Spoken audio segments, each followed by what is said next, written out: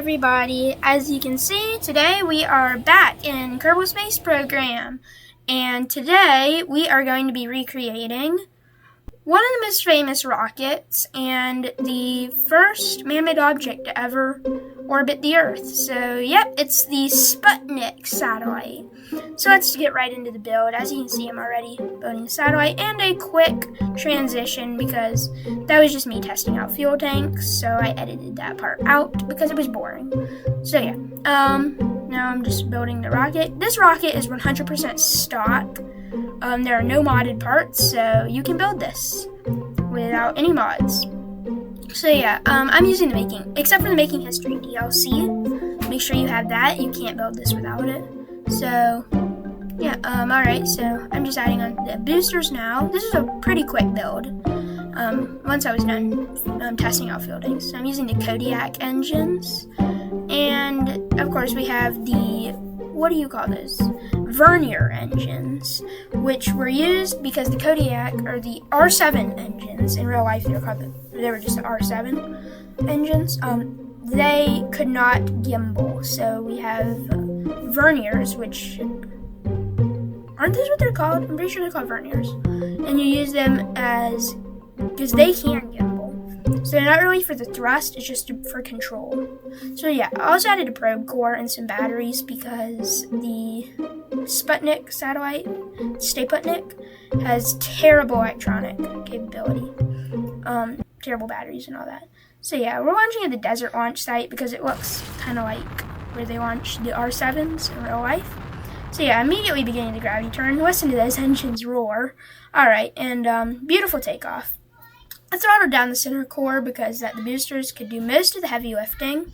Yeah, this thing has an insane TWR. If you're going to do this, I recommend turning down the throttle to maybe 75 to 50 because it's very fast. So yeah, as you can see, we're heating up a lot, and beautiful reentry effects from the, I don't remember what mod is it. I'll put it down in the description of the video. Yep, boosters, beautiful Korolev cross, and boosters are separated, so, yep, alright, so, nice trajectory, not optimal, but it's pretty good. So we're just going to time warp till we get to apoapsis, very soon. There we go, almost there, alright. Yeah, I wanted to go all the way to apoapsis because this thing's TWR is insanely high. And I guess you could kind of say it's an SSTO because there's no upper stage. It just had the boosters kind of push it. And yeah, if you don't count the boosters, this is an SSTO. I don't think I would count it as an SSTO though because of the boosters. So yeah, we are now in space, and I tried to get a realistic, like have the nose cone pop off of the top of the capsule, but that's almost impossible in KSP. If you can figure out a way to do it, please post a video and send it and put it down in the comments because I would love to see how you guys could do this.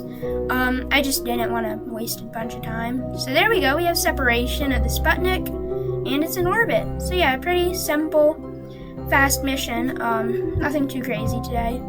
So yeah, this is just a bit of a mini video. And eventually in this series, we will get on to the bigger rockets. And there you can see we're flying over the Kerbal Space Center. Yep. I love the Russian rockets, like the R7 derived ones. They look really cool.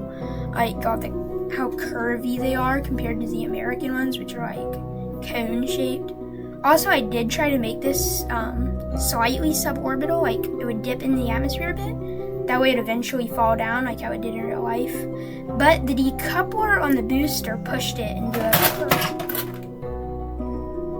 something just fell into a perfect orbit. Alright, quick crossfade to the launch pads. That way I can just showcase the rocket a bit more.